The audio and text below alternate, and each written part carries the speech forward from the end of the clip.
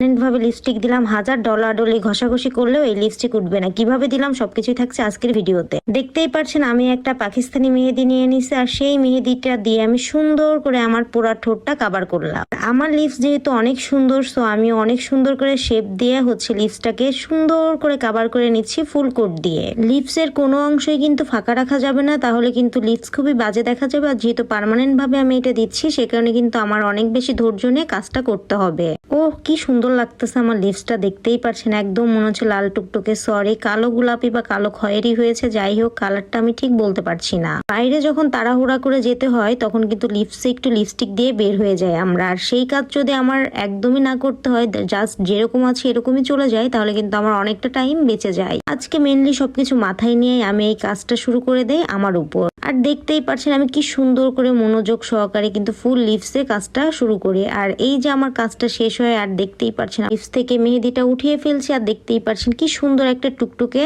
Colour এসেছে। এই কালারের উপর যদি একটু চিনি সিরাপ আর একটু লেবুর পানি দিয়ে দিই, তাহলে কিন্তু আমার এই কালারটা পার্মানেন্ট ভাবে থেকে যাবে আর কোনোদিনও উঠবে না। কি কেমন লাগছে বন্ধুরা আমার লিপসের এই কালারটা? অবশ্যই কমেন্ট করতে ভুলবেন না। এই লিপসের সাথে আপনি যুদ্ধ, মারামারি, ঘষাঘষি যা ইচ্ছা তাই করবেন, আপনার ঠোঁট থেকে এক ফোঁটা লিপস্টিকও কিন্তু উঠে আসবে না।